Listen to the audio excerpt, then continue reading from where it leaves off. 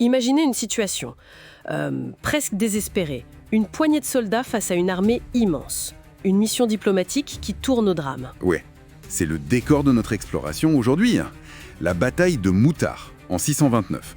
Un choc assez déterminant entre les premiers musulmans et l'Empire byzantin. On va s'appuyer sur des textes sources pour comprendre ça. Absolument. Quel était l'objectif de cette expédition si risquée? Et comment une retraite militaire est-elle devenue légendaire? Alors, l'enjeu, c'est de saisir la portée stratégique et même symbolique de cet affrontement.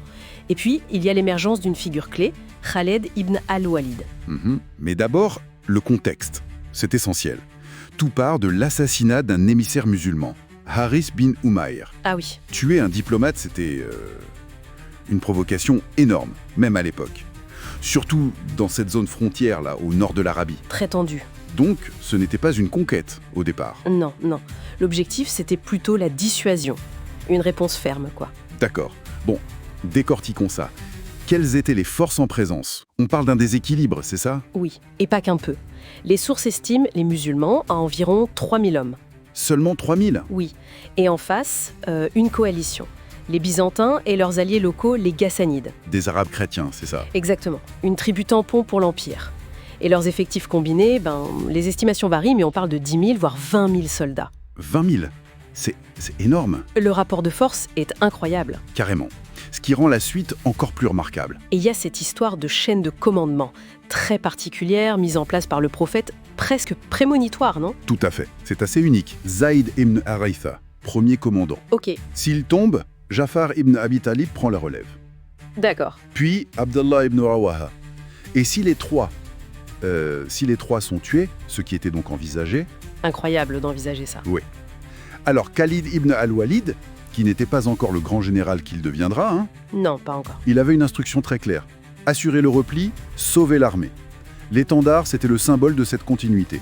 C'est là que ça devient vraiment intéressant. Comment ça se passe, près de Mouta? Comment tiennent-ils? Malgré l'infériorité, ils tiennent bon au début. Probablement grâce au terrain, peut-être. Mais le scénario catastrophe se produit. Les chefs tombent, Oui. Zaïd tombe. Puis Jafar, qui se bat apparemment comme un lion. Les sources parlent de dizaines de blessures, Waouh. sans lâcher l'étendard. Et finalement, Abdallah est tué aussi. Là, franchement, la déroute semble inévitable. Et c'est là qu'intervient Khalid ibn al-Walid. Mais pas pour une charge héroïque. Non, justement, pas pour continuer l'attaque. Son rôle, c'est de sauver ce qui peut l'être. Il attrape l'étendard, il rallie les hommes, et il prend des décisions tactiques immédiates. Une retraite? Une retraite organisée, oui. Pas une fuite désordonnée. Il resserre les lignes, il mène des petites attaques, des escarmouches pour freiner l'ennemi, il réorganise les ailes de l'armée pour protéger l'arrière pendant le repli. Et il y a cette fameuse manœuvre de nuit. La ruse. Racontez-nous ça. Ah oui, ça c'est du grand art tactique et psychologique. Il profite de la nuit, de l'obscurité, et il fait permuter des unités. Comment ça? L'arrière-garde passe devant, l'aile droite va à gauche, la gauche à droite, ce genre de choses. D'accord. Pour quel effet? L'effet psychologique. Au matin, les Byzantins et les Ghassanides voient de nouveaux visages, de nouveaux étendards devant eux. Ah! Ils croient que des renforts sont arrivés. Exactement. Ils pensent faire face à une armée fraîche, beaucoup plus nombreuse. Et du coup, ils hésitent. Ils craignent une bataille rangée contre des forces supposées supérieures et ils renoncent à poursuivre. Brillant. Une retraite réussie, donc. Mais bon, l'objectif initial n'est pas atteint. Comment c'est perçu, surtout à Médine? Alors au début, c'est mitigé. Forcément. Certains ne comprennent pas, ils voient ça comme une fuite. Mais la reconnaissance vient d'en haut. Le prophète écoute le rapport de Khalid et là, il lui donne ce surnom. Saif Allah, l'épée de Dieu. Voilà, Saif Allah. C'est pas juste un titre honorifique, c'est la reconnaissance de son génie tactique, de son rôle crucial pour sauver l'armée.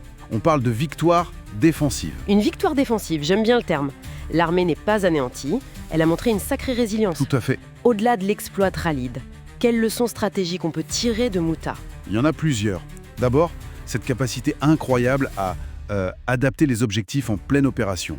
Passer d'une mission punitive à une mission de survie. C'est pas évident. Non, ça demande du sang-froid. Ensuite, l'utilisation de la guerre psychologique. Tromper l'ennemi sur ses propres forces pour compenser un désavantage matériel énorme. C'est audacieux pour l'époque. Très audacieux. À une époque où souvent le nombre faisait loi, miser sur la perception de l'adversaire, c'était génial et efficace. Mouta montre vraiment comment l'intelligence tactique peut retourner une situation. Donc, en résumé, Mouta, c'est l'acte de naissance militaire de Khalid ibn al-Walid, l'épée de Dieu, mais c'est aussi la démonstration d'une capacité d'adaptation et d'une ingéniosité tactique face à un ennemi beaucoup plus fort. Exactement. Et ça soulève une question importante, je trouve. Au-delà du génie individuel de Khalid, qu'est-ce que ça révèle sur la discipline, sur la cohésion de cette armée ?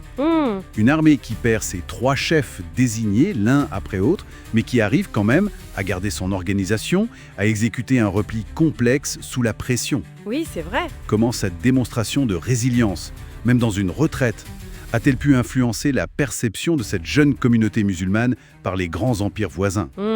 Ça, c'est une question qui mérite réflexion.